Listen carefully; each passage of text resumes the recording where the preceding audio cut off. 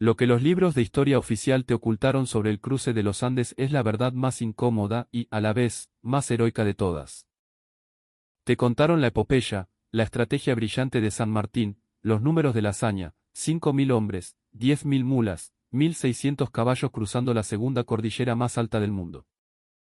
Pero no te contaron el motín silencioso, la desobediencia masiva que ocurrió en las entrañas del campamento El Plumerillo y que pudo haber hecho volar por los aires el plan de liberar a medio continente.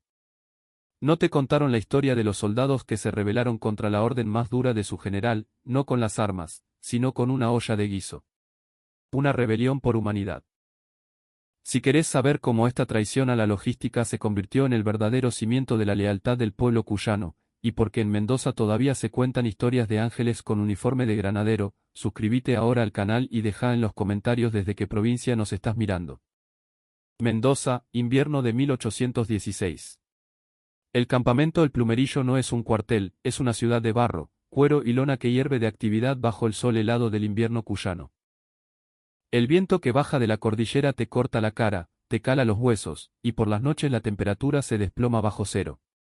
Miles de hombres, gauchos correntinos, negros libertos, paisanos de San Luis y La Rioja, se preparan para una misión que todos consideran un suicidio.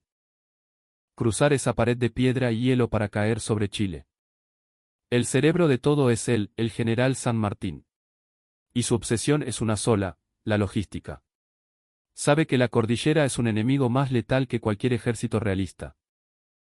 Por eso, su orden es ley, y la ley es brutalmente simple: cada recurso, cada gramo de comida, cada animal, pertenece al ejército de los Andes. La gobernación de Cuyo ha exprimido a su gente.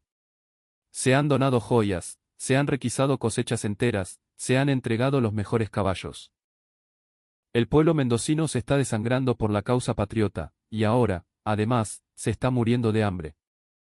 La orden del alto mando es explícita, transmitida por los oficiales de logística con una frialdad que congela más que la nieve: las sobras de comida del rancho deben ser enterradas o quemadas. Nunca, bajo ninguna circunstancia, entregadas a los civiles. La razón es militarmente impecable: evitar tumultos, mantener la disciplina y, sobre todo, impedir que se cree una dependencia que pueda agotar las reservas antes de tiempo. Un ejército que se ablanda, es un ejército derrotado antes de disparar un solo tiro. Pero los soldados, los que están en el barro, ven otra realidad. Ven las caravanas de carretas llegando al Plumerillo cargadas con el trigo y el maíz que le sacaron a los chacareros locales. Ven a los niños de los alrededores, pibes con los pies descalzos sobre la tierra helada, con la panza hinchada por la desnutrición, mirando desde lejos, en silencio, mientras el humo de los fogones del campamento lleva el olor a carne asada y a guiso caliente. Los soldados del Regimiento 8, en su mayoría libertos que cambiaron cadenas por un fusil, son los primeros en quebrar la regla. Un sargento, un gigante negro llamado Damián, de cuyo pasado nadie sabe mucho pero cuya mirada lo ha visto todo, ve a una fila de 5 pibes tiritando contra un tapial. El tipo mira para los dos lados, se asegura de que ningún oficial lo esté observando, y con un movimiento rápido, llena un jarro de lata con el guiso de charqui y maíz que sobró en el fondo de la olla. Camina hacia ellos. No dice una palabra. Les entrega el jarro. Los pibes se abalanzan sobre la comida caliente, compartiéndola con las manos, y desaparecen corriendo entre las casas de adobe. Al día siguiente, en el mismo lugar, no hay 5 pibes. Hay 12. Al tercer día, son más de 30. La fila se organiza sola, en un silencio que acusa, que grita sin emitir sonido, mucho antes de que salga el sol. Aquel gesto simple del sargento Damián viola toda la lógica de la guerra.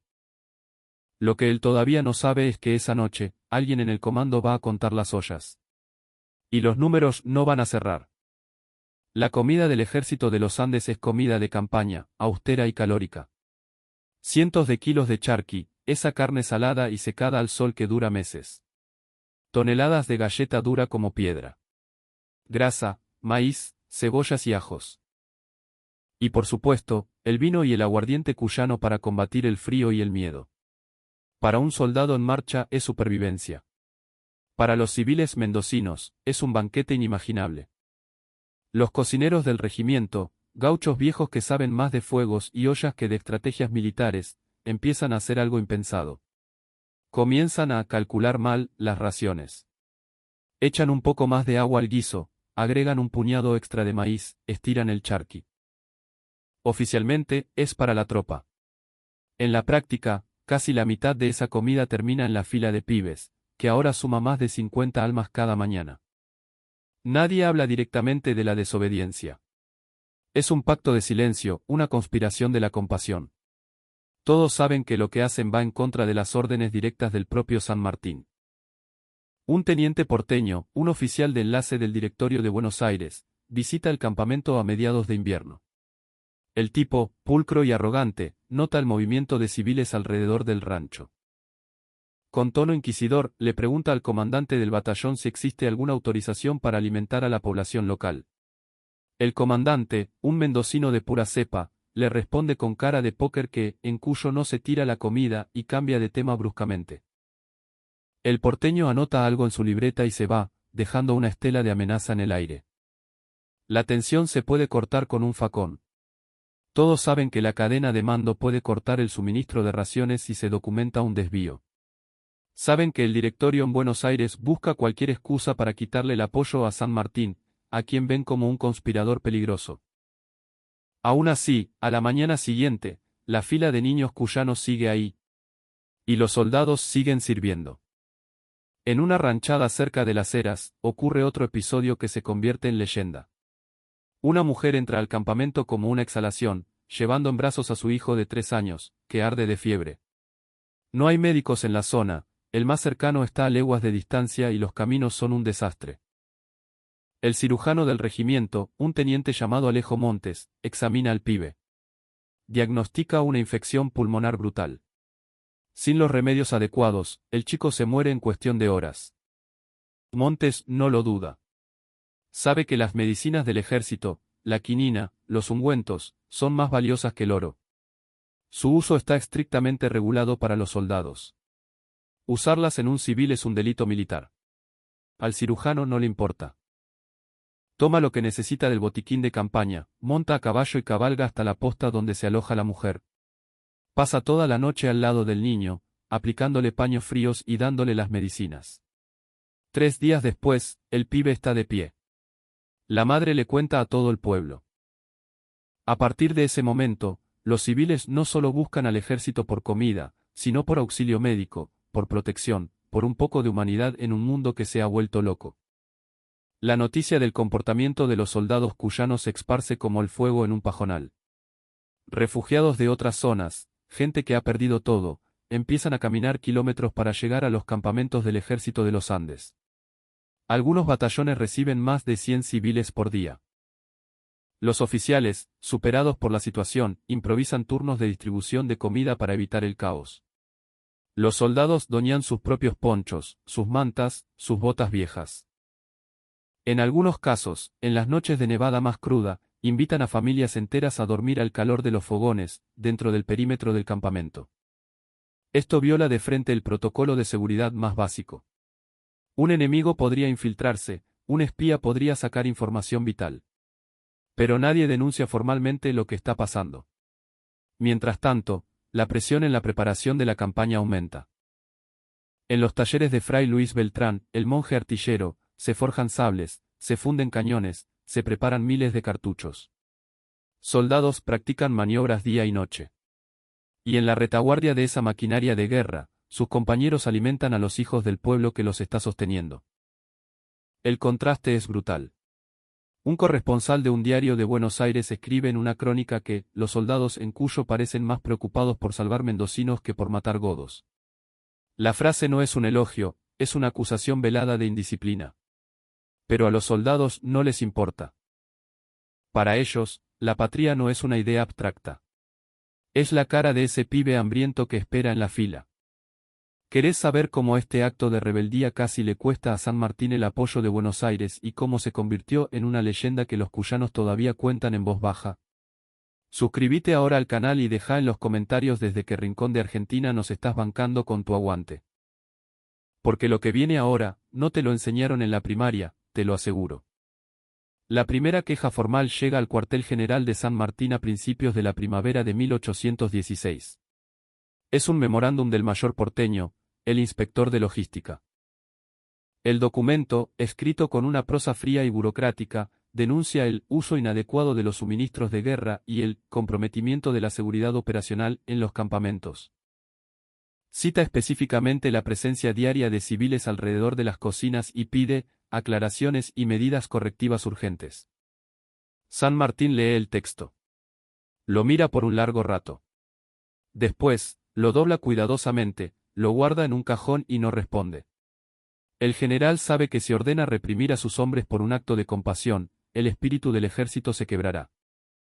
Y también sabe, como político brillante que es, que la lealtad del pueblo cuyano vale más que 1000 raciones de charqui.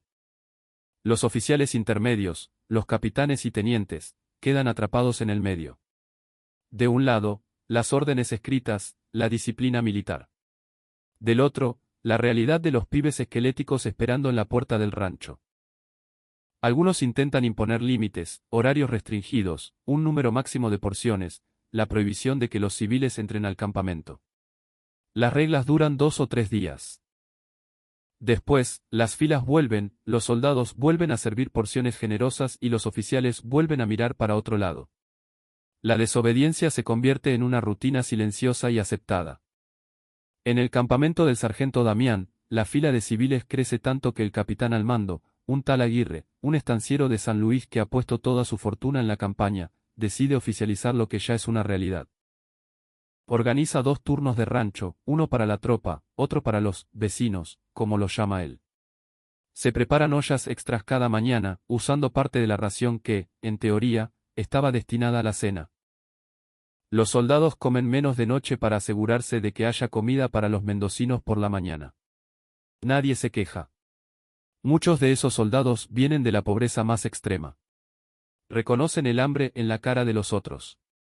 Para ellos, compartir la comida no es heroísmo, es una obligación. Pero la ayuda va más allá del guiso.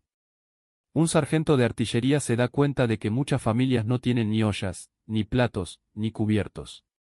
Junta a media docena de sus hombres y organiza una vaquita improvisada.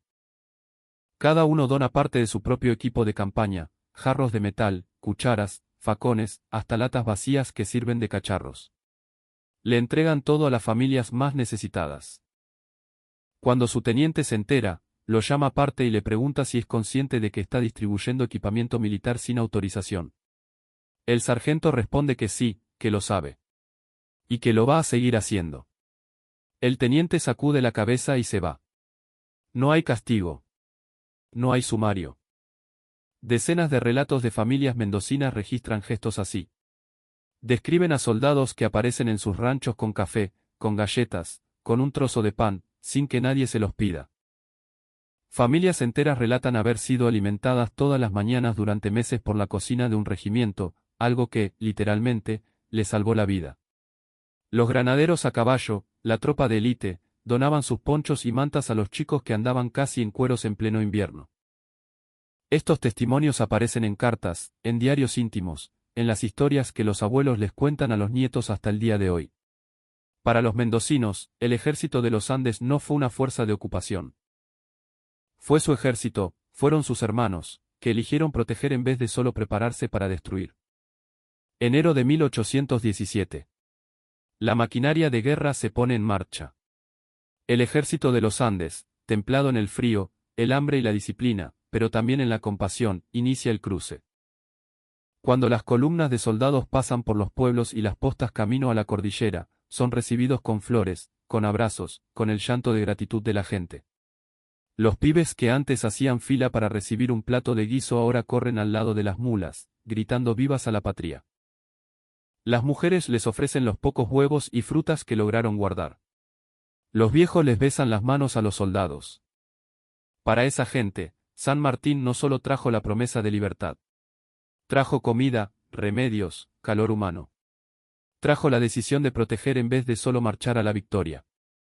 En los días siguientes, la asistencia a los civiles continúa. El ejército distribuye oficialmente parte de sus víveres en los pueblos devastados por el esfuerzo de guerra, ahora sin riesgo de que un burócrata de Buenos Aires levante un dedo acusador. Los soldados vuelven de Chile y Perú años después, sin honores, sin pensiones adecuadas, sin el reconocimiento que merecían. Muchos mueren en la miseria décadas más tarde, olvidados por el poder central de Buenos Aires. Mientras tanto, en Cuyo, los niños que ellos salvaron crecen, tienen hijos, nietos, y todos crecen escuchando la misma historia. Cuando el mundo se caía a pedazos y el hambre mataba tanto como las balas, los soldados de la patria desobedecieron órdenes para salvar a su pueblo. Lo que aquellos soldados no sabían en ese invierno brutal de 1816 es que el simple gesto de alimentar a un hambriento iba a resonar por más de 200 años. La guerra termina, los héroes mueren, pero la memoria no. En las ciudades y pueblos de Cuyo, no hay plazas dedicadas a los burócratas del directorio.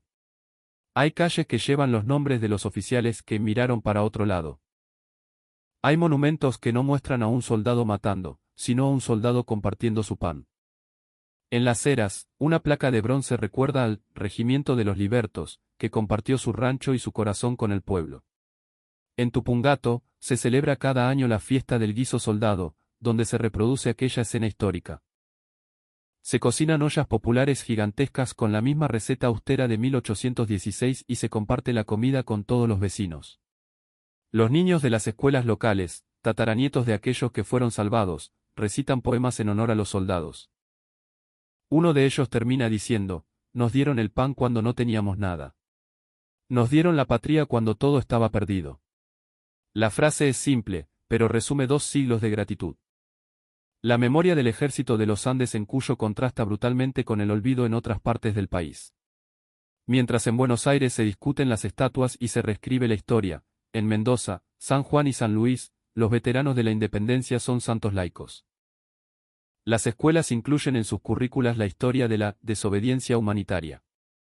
Los chicos aprenden que la patria no se construyó solo a punta de sable, sino también con la solidaridad de los de abajo, de los anónimos, de los que eligieron ser humanos antes que soldados.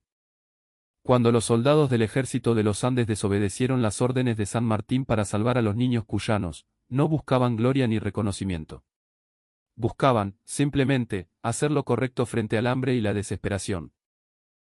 200 años después, Cuyo todavía celebra esos gestos, mientras que gran parte de Argentina apenas conoce esta historia.